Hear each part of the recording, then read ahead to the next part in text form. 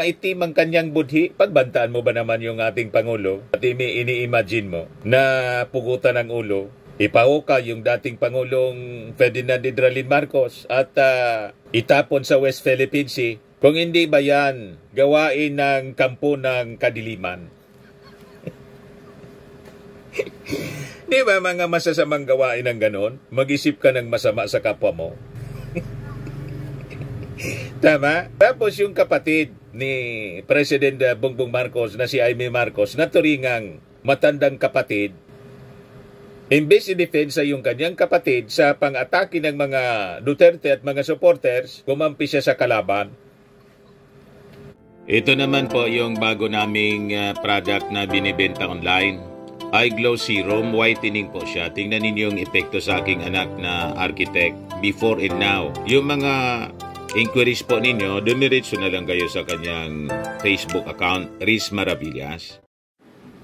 Joke time muna mga kababayan, bago natin pag-usapan ito mga controversy sa politika. Kahit Martes Santo, politika ka pa rin anya Mr. Maravilla. Yun ang lumalabas sa mga feeds natin. News feeds. O diba? Meantime, kwentong katatawanan muna po tayo. Joke time. Padala po ni Crispolo Bandoles. May dalawang matanda. Kwento ito ng dalawang matanda. Isang lalaki, lolo, at isang lola. Mag-asawa sila. So, nakaupo sila sa balkonahe. Nag-uusap abang nagkakape. Sabi ng lola sa kanyang asawa, Darling pa rin yung tawa. Mainit pa rin yung pagsasama. Darling, sabi ng lola, bakit anya pag magkatabi tayo, umiinit ang katawan ko? Tiningnan ng lolo yung asawa niya. Sabi ng matandang lalaki, Gunggong, bakit hindi iinit yung katawan mo? Nakasawsaw sa kape yung suso mo.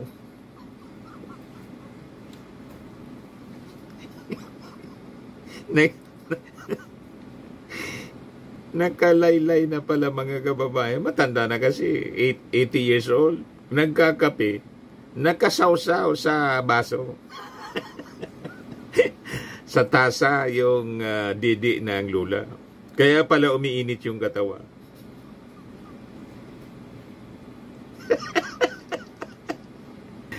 Akala natin kung ano na. Anyway, joke man lang po. Matik na 200 pesos. Pakipadala na lang ng paki-message na lang yung GCash number mo. Kasali ka na rin sa monthly draw natin. 5,000 pesos yung cash price. Pag hindi na bonot, kasali ka pa rin sa grand draw. Yan o. Sa December po, 10,000 pesos yung cash price. Bueno, dito na tayo mga kababayan sa mga kontrobersy sa politika kahit Martes Santo ngayon. Ito kasi yung balita ngayon sa Philippine Daily Inquirer. Duterte praise Philippine election spin driven by fake accounts, sabi po sa study. Kita ninyo, pinag-aralan yung mga lumalabas mga kababayan sa social media na mga articles, mga balita, mga commentaries, may relasyon mga kababayan sa politika ng mga Duterte. Yung mga laging nagdidepensa sa mga kinasandakan ng pamilya Duterte. Lalo na po si Digong, lalo na po yung election spin nila. Ang nasa likod pala po, mga fake accounts. At sabi dito po, kahit yung mga buzzers ko po dito sa social media, karamihan po nakalock. Nakalock po ang kanilang profile. Tapos, iba man po ang kung ano-ano, nakalagay na profile pics. Ganun sila katindi. Kaya hindi na tayo magtataka mga kababayan, yung mga surveys ngayon, na kahit walang performance si Sara, hindi nagtatrabaho si Sara, mataas yung performance ratings. Yung mga surveys ngayon po, hindi na tulad nung mga panahon. Talagang masasabi natin, manipulado po at malamang may nagpupundo rito. And it could be a foreign power, mga kababayan. Nang intensyon, iluklok si Sara. Di ba? Kaya ingat po tayo sa mga spins ngayon sa social media. Lalo na kung ang dinidefend po ang mga Duterte. Ito ngayon po yung lumabas na balita. Yan.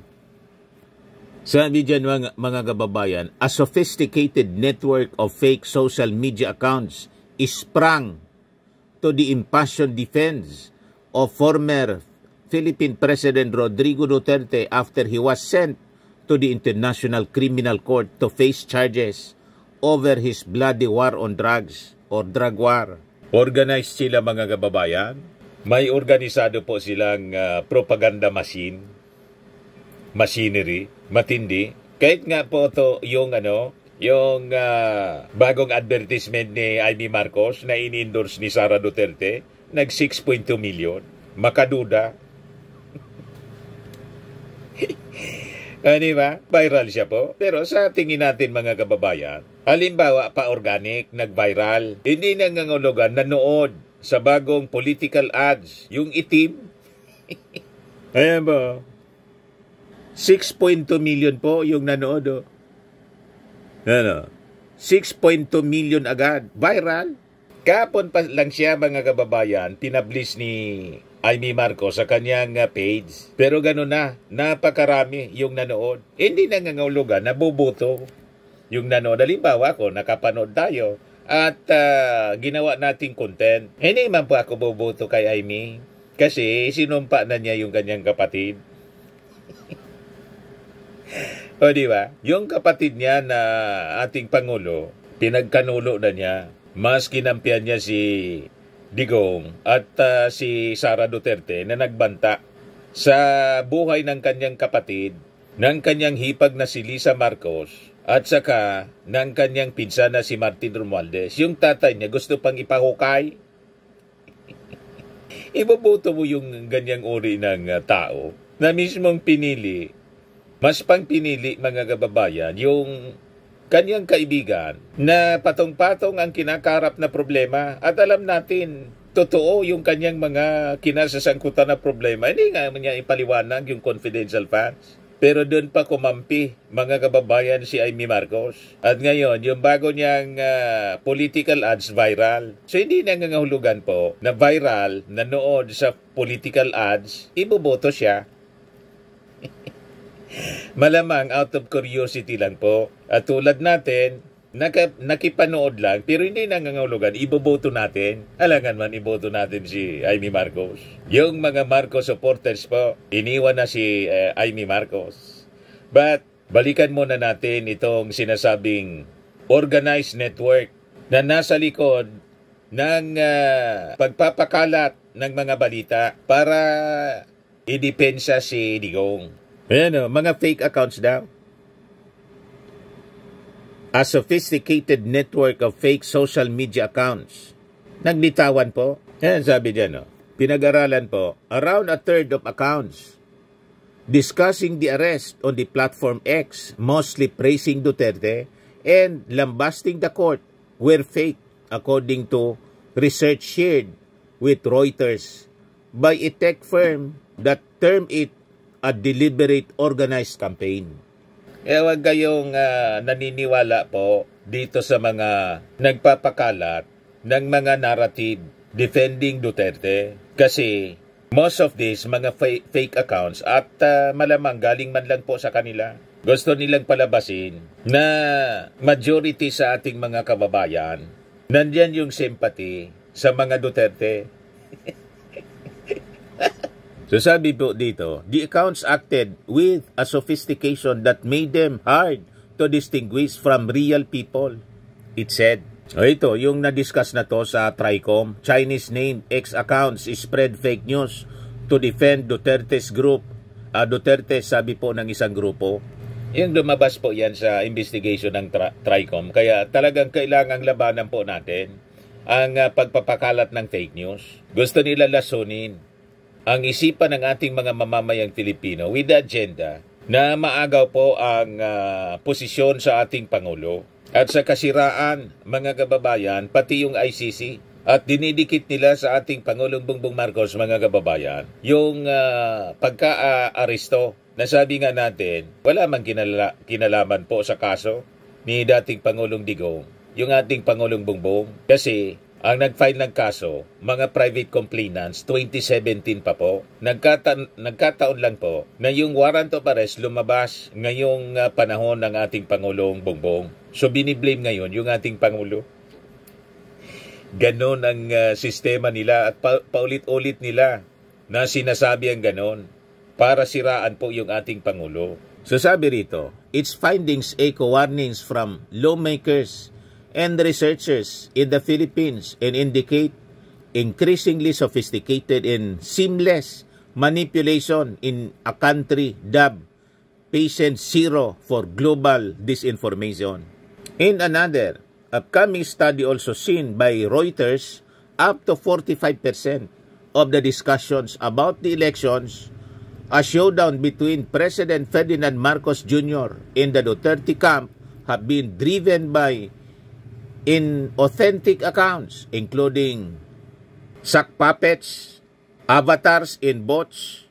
Mga robot po.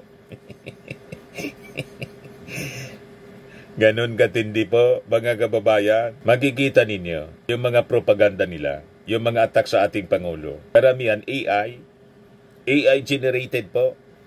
Kaya kung wala kang tiyaga, mga kababayan, sa pa-fact check, mabibiktima ka, malalason yung isipan mo. Ang akala mo, totoo yung mga pinagsasabi. Yun pala mga kababayan, may mga nasa likod nitong mga fake accounts para maging massive yung kanilang paninira sa administration ng ating Pangulo, tapos i-promote yung mga Duterte.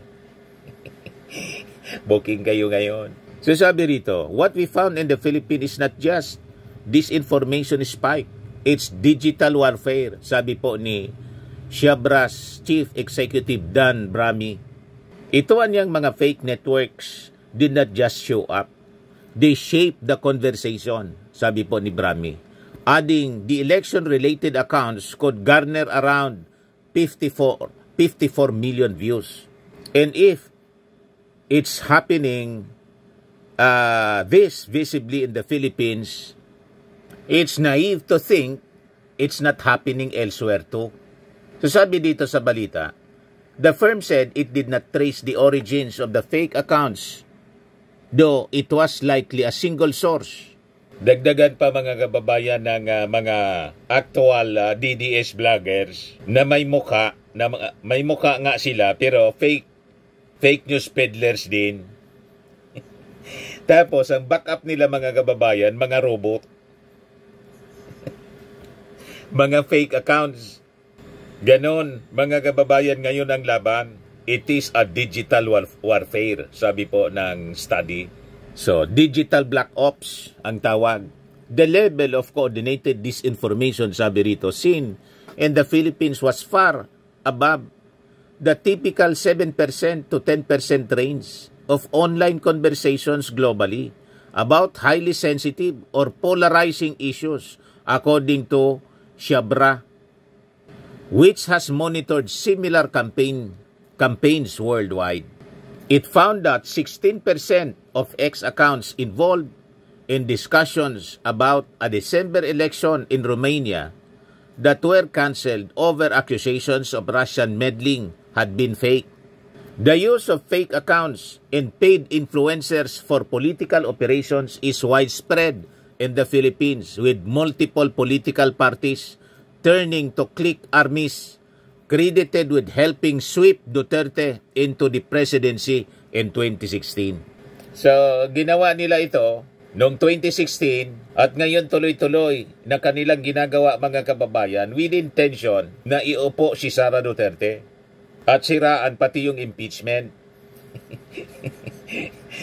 Di ba? Kaya yung mga nababasa natin tungkol sa sabi with the arrest ni Digong and surrender to The Hague, may lumabas na survey, tumulungan niya para lalong tumaas yung ratings ng mga kandidato ni Digong sa pagkasenador. Malamang kasama yon sa manipulated. Di ba pa, mga kababayan? Analysts saw the hallmarks of a troll army in the days after his arrest last month, when a surge of false claims swept social media, with supporters claiming the ICC had no jurisdiction, calling its move a kidnapping and harassing victims. Kitang-kita po yung ebidensya, kahit yung mga sinasabing global rallies, pro-Duterte rallies, kahit yung mga rallies doon sa Europe, sa Serbia, inedit po, may nagsisigaw, Duterte!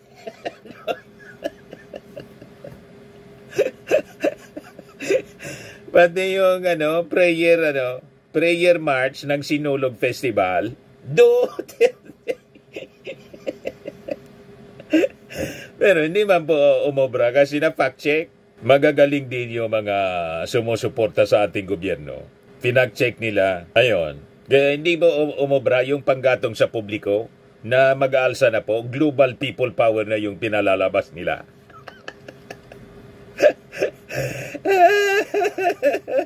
Ganon katindi sila mga kababayan eh.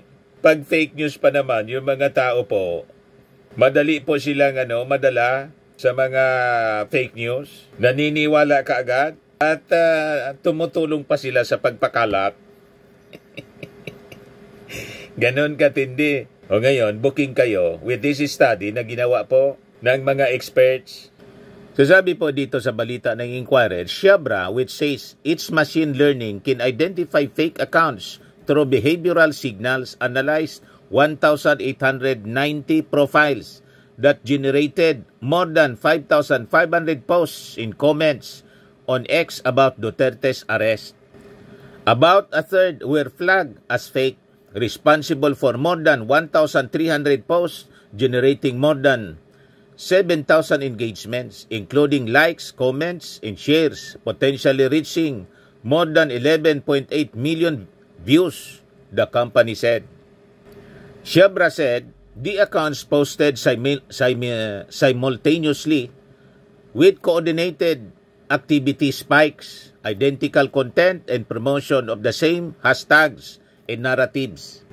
The content produced by the fake profiles revealed a clear objective to bolster public support for Rodrigo Duterte and shape a sympathetic, legacy-driven narrative around his arrest, sabi po ng firm. Hindi po obra yung mga gawaing masama ninyo. Kahit na itong advertisement ni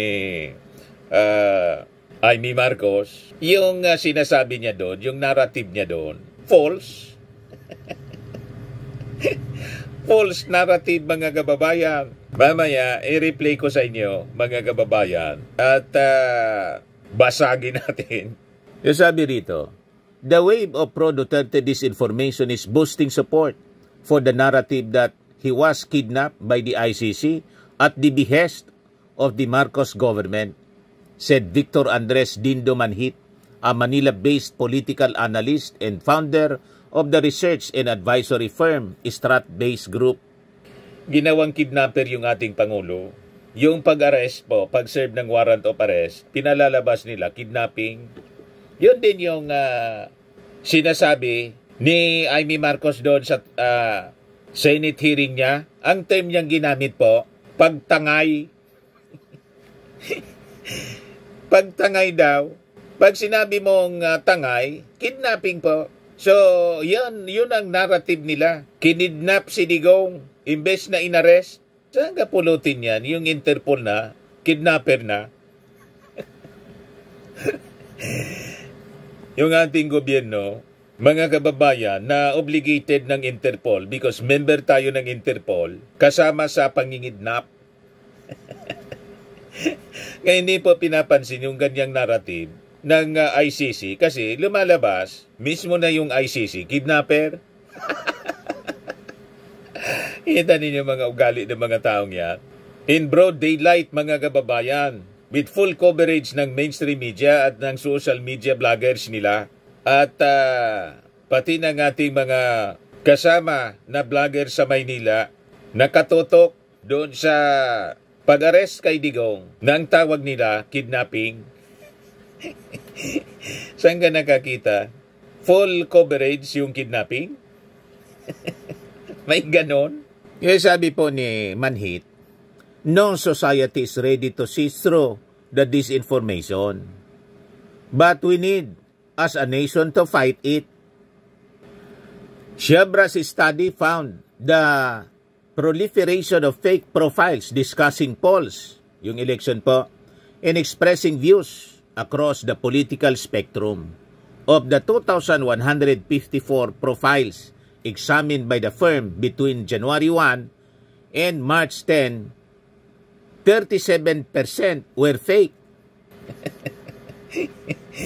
You see, reinforce nila, mga kababayan, yung kanilang puwersa, digital force, ang ginamit nila, mga robot, mga fake accounts, para isupport yung kanilang fake narrative. Yung fake narrative nila, ang nagpapakalat, fake accounts. Kita ninyo? Mga walang mukha, mga AI po, pati yung boses po na ginagamit, AI generated. Ganon kasi ka-advance na yung ating technology. Kaya mag-ingat po tayo. Sasabi dyan, of a sample of 3,033 profiles discussing an administration-backed coalition, the firm determined about 45% were fake. The profiles were strategically connected to amplify each other's content, creating the illusion of a broad public support or opposition, with coordinated bursts of engagement posting at frequencies not humanly possible. So sabi dito, many fake profiles interacted with real accounts, allowing them to blend seamlessly into discussion, engaging with journalists, taking part in debates, and reacting in real time, sabi po ni Sciabra. If you are just scrolling anya, there's no obvious giveaway. They are built to blend in. Magagaling po yung nasa likod nito. Talagang ang design nila ay para papaniwalain yung mga tao na nagagalit ang karamihan sa mga Filipino. Sa nangyari po kay Digong na inaresto po ng ICC. Yun ang narrative po nila. Hindi objective, gatungan po. Galitin yung mga mamamayang Filipino. You see? Ito yung bagong advertisement po na nag-viral ni Amy Marcos. Nasabi natin, kahit nag-viral, yung mga nakapanood po, iba-iba yung reaksyon. Marami din na pabor. Siyempre, yung mga supporters ni Sara at ni Digong. Pero marami din mga kababayan ang nagsabi, hindi anya namin iboboto si Amy Marcos. Ito anyang ginagawa niya, desperation. Di ba? Kasi hindi na pumapasok siya sa Magic, Magic 12. Kasi banat siya ng banat sa administrasyon ng kanyang kapatid. So, na-turn off yung mga Marcos loyalists. So, siyempre, gusto pa rin niyang manalo. So, nag-full blast niya siya, mga kababayan, ng atake, hoping na makakaya pa niyang maisalba yung kanyang ambisyon sa politika na ma-re-elect sa pagkasenador. Kaya lang parang lalong napasama. Kasi ito yung yung sinasabi dito sa advertisement ni Amy Marcos with Sara. Lantaran na tong paninira. Ayan ba? Pakinggan po ninyo kung baga tama yung mga sinasabi nila rito. Paglalaban tayo ni Amy Marcos. Itim ngayon ang kulay ng bansa. Itim daw ngayon, sabi ni Sara Duterte. Siya muna yung nagsalita. Sabi at direktor nito si yung barkadang direktor ni Amy Marcos. Pati siguro yung script yun ang sumulat nito na pinalalabas, itim na daw ang kulay ng bansa. Yung itim po na kulay na sinasabi niya ni Sara Duterte, galing sa kanila yung yung kulay itim. Yan mismo pinili nilang kulay, yung itim. Kasi maitim ang kanyang budhi. Pagbantaan mo ba naman yung ating Pangulo? At ini-imagine mo na pugutan ng ulo, ipahuka yung dating Pangulong Ferdinand Hidralin Marcos at itapon sa West Philippine Sea. Kung hindi ba yan gawain ng kampo ng kadiliman? Di ba mga masasamang gawain ng ganon? Mag-isip ka ng masama sa kapwa mo. Tama? Tapos yung kapatid ni President Bongbong Marcos na si Amy Marcos na turingang matandang kapatid, imbes i-defensa yung kanyang kapatid sa pang-atake ng mga Duterte at mga supporters, kumampi siya sa kalaban. Ano yung tawag ninyo sa ganyang ugali ng tao na isang kapatid kung hindi black sheep? Black sheep ng pamilya? Siya man lang ang ganyan. Si Irene Marcos hindi man ganyan. O, diba?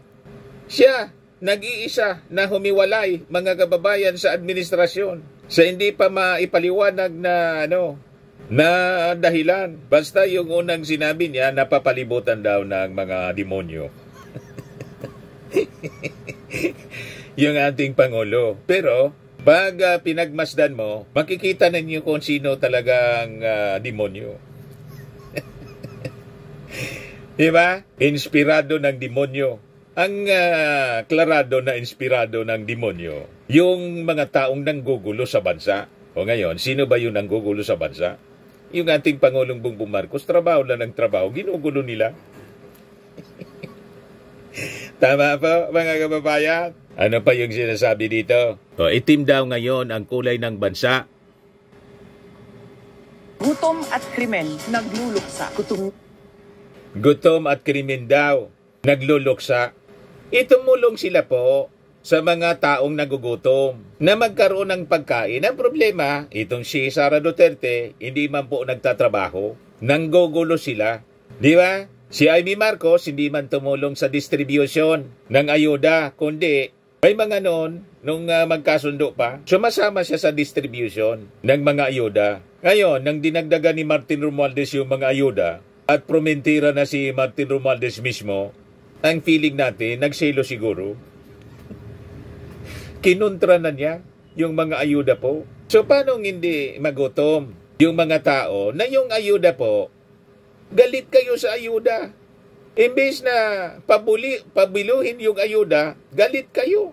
Tumulong kayo sa pag-ayuda sa mga nagugutom. Yun ang dapat. Yung krimen naman po, paninira lang po, mga kababayan. Bakit? Based sa mismong data ng Philippine National Police, bumaba po ang crime index sa ating bansa.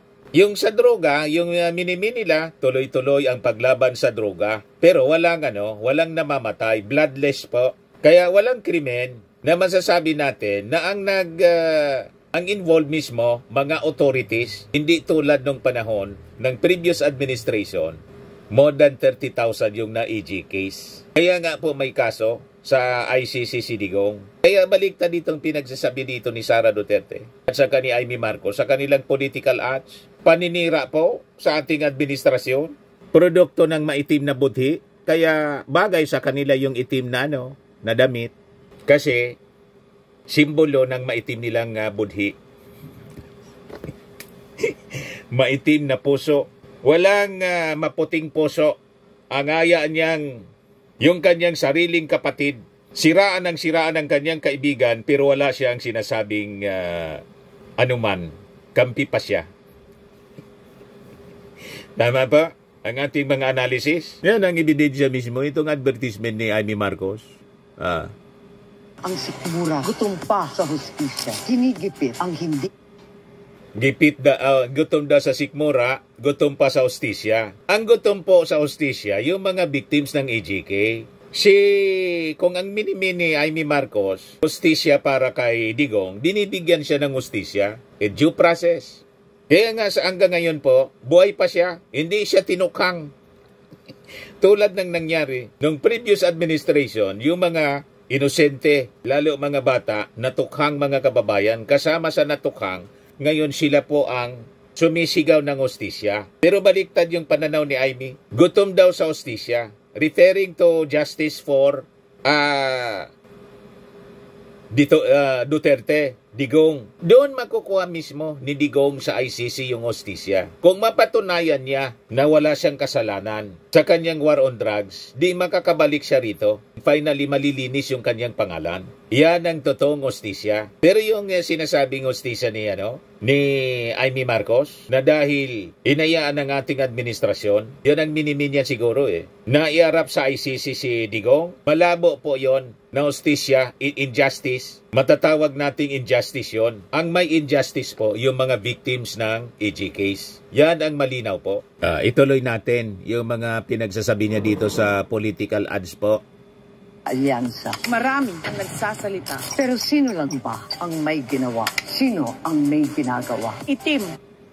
Ginigipit daw po ang hindi kaalyado. Paano ginigipit kayo? Walang panggigipit po. Libre kayo na gumala. Kaya lang, siyempre, nagbanta si Sara na impeach. Hindi niya maipaliwanag yung kanyang confidential funds. Inimbestiga ng Congress. Alangan man hindi imbestigahin. Ipaliwanag niya kung bakit santambak na chicheria yung mga beneficiaries ng confidential funds.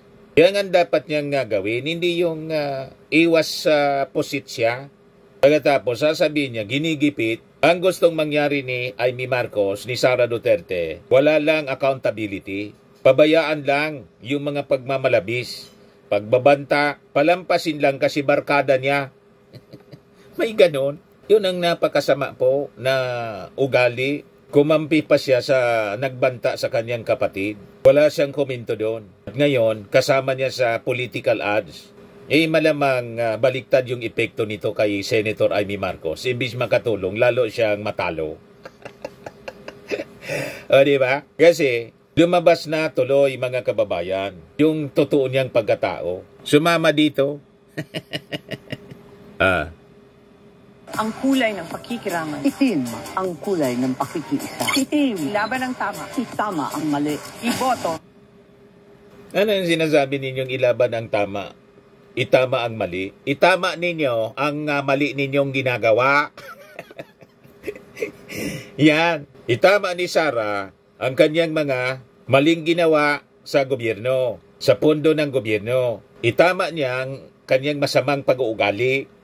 Si Amy Marcos man, itama mo din ang iyong pagkatao, ang pag-ugali ninyo. Imbis sumuporta kayo sa gobyerno na ang kapatid mismo ninyo, ang presidente, doon kayo kumampi sa nagbabanta sa kapatid ninyo. Itama mo ang ganyang ugali na baluktot.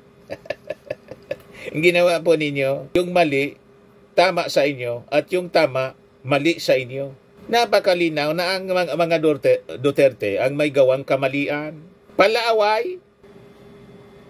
Si Senator Amy. Diba, number 39 sa Barota. Ang ibig sabihin pala ng itim, Inday trust Amy Marcos. Yan po mga kababayan ang ibig sabihin ng itim. Tapos itiman daw yung number na Itiman namin yung mukha ninyo.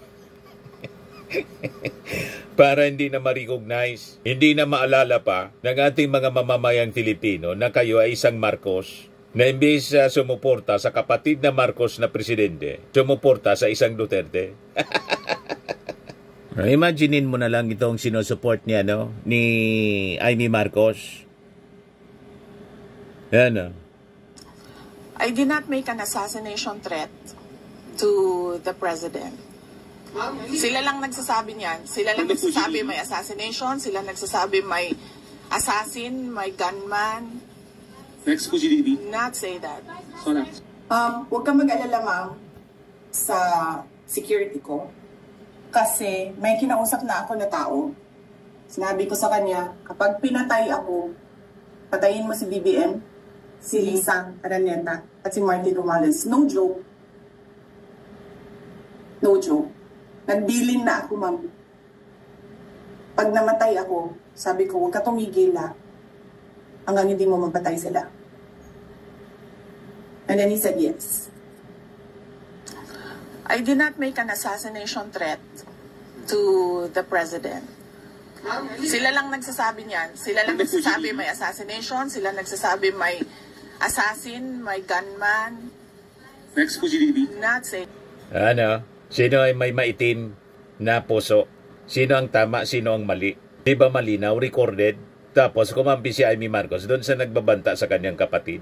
Tapos nagsinungaling pa. Harap-harapan yung pagsisinungaling. So alam na natin kung sino yung itim. Pinapalabas ni Amy ang itim, yung kanyang kapatid, si PBBM. Nawa na ng maitim na budhi si Amy ng kanyang kaibigan. No, ito pa yung pinagtatanggol ni Amy na sabi gusto niya, ini-imagine niyang pugutan ng ulo yung kanyang kapatid para ma-remind yung ating mga mamamayan. Ano? Magkasama kami nag-attend ng isang graduation. Truthfully, I wasn't feeling well. Kasi kinukulam nila ako. You see? Naniwala pa sa kulang? Nandiyan na sila, umabot na sila sa kulam. Nagsama-sama na silang lahat. Kinukulam pa nila ako. Tindi? So I wasn't feeling very well. Pero I had to go. Kailangan ko pumunta. Kasi para naman sa graduates yun. Hindi para sa akin yun. It's their happiest day. So nagsama kami.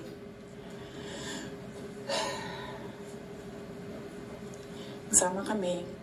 Katayo kami. Doon. And merong isang graduate.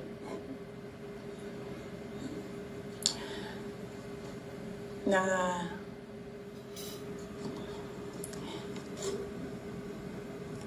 alam niyo, para sa akin, there was some sort of inappropriateness.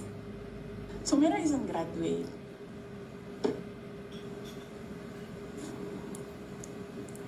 And narinig ko, sabi ako, di ba? Narinig nung katabi ko. Narinig nung katabi ng katabi ko.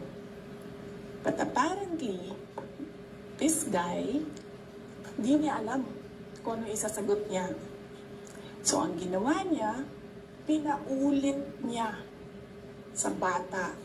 What did you say? So, this time, syempre bata, hindi niya alam ba saan yung inulit ng bata, louder this time. Mr. President, can I have your watch as a graduation gift? Nasagot niya. Why? Why will I give you my watch? At that point, may sakit na ako. Wasn't feeling very well. Nandun lang ako, nakakatayo ako dun kasi may gamot ako. Gusto ko tanggalin yung ulo niya ba? Matino pa kaya yan, mga kababayan? I realized toxic na yung relationship. O sino yung itim? Tingin ninyo mga kababayan. Yan sinasabi natin. Lahat baliktad yung sinasabi nila. At si Amy Marcos nahawa na po ng itim. Itim na yung kanyang pananaw sa buhay. Kaya tama yung kasabihan, tell me who your friends are and I will tell you who you are. Pag lagi mong kasama po mga taong tulad ni, alam na ninyo, talagang maawa ka sa ugali. Pare-parehas na sila ng ugali. Maitim na pag-ugali. Alam na ninyo, mga kababayan ang gagawin sa May 12 election. Bahala na kayo.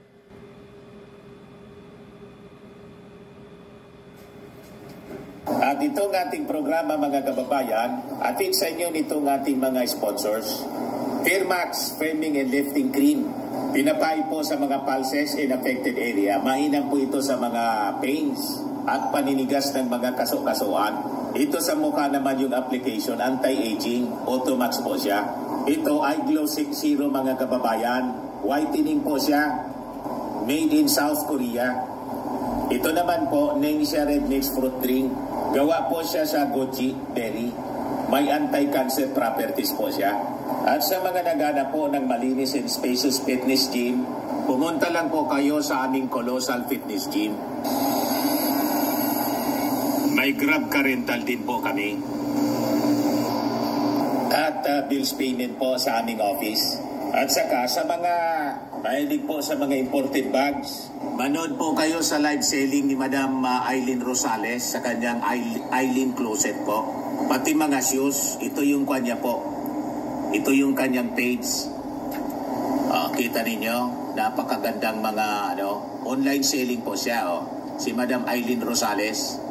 At cellphone number niya po, 773-798-7816.